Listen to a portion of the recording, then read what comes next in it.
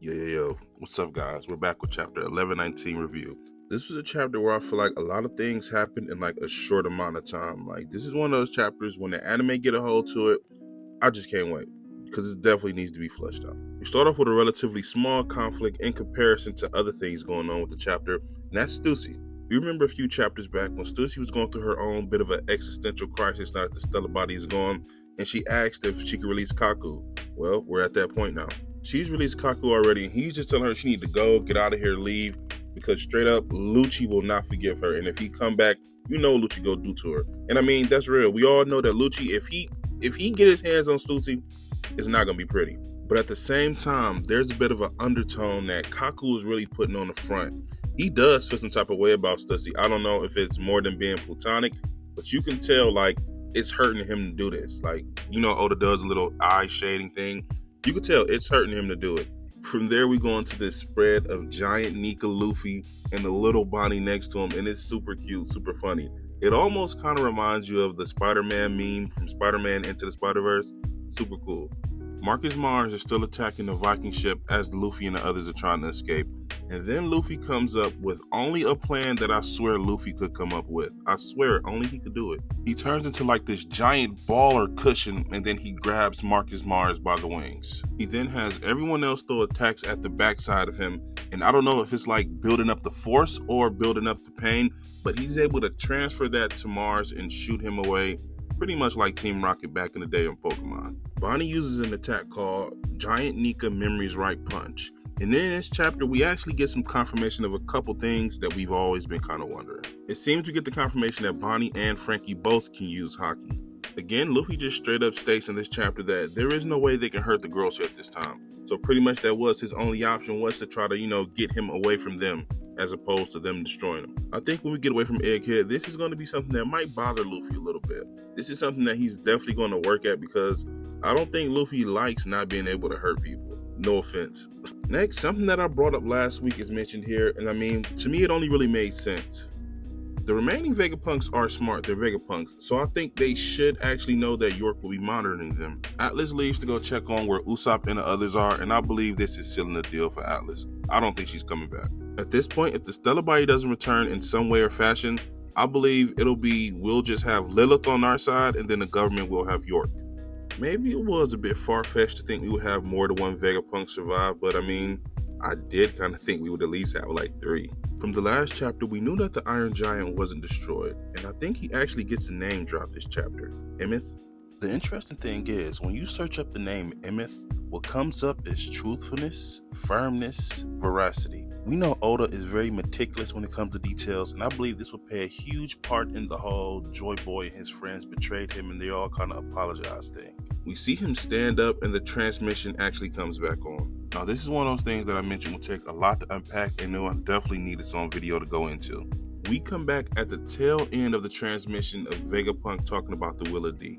I think that the idea of the Willa D being more so remnants of the ancient country is becoming more and more plausible as opposed to being like a strict bloodline. I think it will come down to being free of oppression and being free from the rule of others and, just having freedom to do whatever you want to do and live how you want to live. We even get a panel of the GOAT himself watching the transmission, Katakuri, and we even get to see the guy Gaimon. Another thing to mention is that throughout this whole sequence of Oda going to place as we listen to the transmission, Oda really did hit everywhere, like everywhere. He didn't even forget Gaimon, like I forgot about Gaimon. York then informs the girl so that they actually didn't destroy the snail, they just kind of cut the circuit for a little bit. And then she pretty much says that they're going to have to destroy the Iron Giant, like there is no just knocking it in the water, you're going to have to like get him, like. And I think this is going to come into what we spoke about a few chapters ago where we're going to see a real battle. We're going to see him like go all out and use some of that ancient tech. Then out of nowhere, we just see raining CP agents and debris falling out of the sky. We even get a couple of the Seraphim. We look over and we see Peter just spewing everything he sucked up out. Pause. This is just funny to me because I remember when we got that panel of Peter sucking up all the CP agents and Seraphim debris. There's no way to make that sound nice.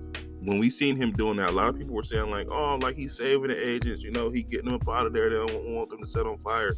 No, bro was just waiting to use them as fodder. Then he begins to try to suck the ships back in. But there is something that I'm kind of confused about, and the panel really doesn't make it all that clear. One, you can't really tell if it's the water that's on fire and if Jupiter is on land sucking them from there, or if he's actually in the water. You can't really tell because of the way the paneling is done. But continuing that line of thinking, while Luffy is distracted dealing with Jupiter, Walkery seems to dash past him and he's going straight for the ship. Now my thing is, unlike with Jupiter, this is pretty clear. There are one of two things here at play. One, Luffy did turn the water rubber, thus that's the reason that Walkery seems to be running on water to get to the ship. Or two, the Gorosei somehow are able to run on water or not go into the water. Then out of nowhere, as Walkery gets closer and closer to attacking the ship, the Iron Giant blasts out of the water and punches him so hard he breaks his tusk. Now this gives me an idea. The whole time Luffy has been mentioning this guy's skin is so strong, he's so tough and all that. But maybe the whole time he was just aiming at the wrong spot. What if the whole time he should have been aiming at his tusks? I mean, they're right there in your face. Maybe it's just one of those things where hitting in plain sight, that was his weakness the whole time. Or the Iron Giant, he just like that for real. He's just like that. Another thing to note before we wrap this up is that at the end we see Bonnie is she's through, she's done, she's tired, and she says I can't hold it, being free is too tiring. And I feel like Oda did this because he just likes to troll people. And I mean, it all ties into the big controversy of last week's chapter when everyone was so upset and in an upheaval because of Bonnie doing Gear 5 Nika. I honestly didn't think it was that big of a deal because I mean, it's Oda, guys. Oda likes to play around. Oda likes to do fun things. By no shape or form does that mean that Bonnie is on Luffy's level. No one should have thought that. I think it was blown way out of proportion and taken a little too far, but that's neither here nor there. Then we get this panel of Luffy looking at the Iron Giant, but for me it's left a little bit ambiguous. We get bubbles around the Iron Giant and it says, "Listen up, Emeth, the time is hand." Now I don't know if this is to be interpreted as him hearing Joy Boy or if this is a memory of some sorts, but I don't know, because I could see it being kind of either way, or maybe Joy Boy's fruit speaking to him directly. I don't know, but it left me feeling like something we're definitely gonna have to talk about more. Either way, this is a fantastic chapter with so much more to go over. There are so many ideas and threads that this chapter leaves open that, we're definitely gonna have to talk about it. Let me know what you guys think below. Like, comment, share. Let's get it.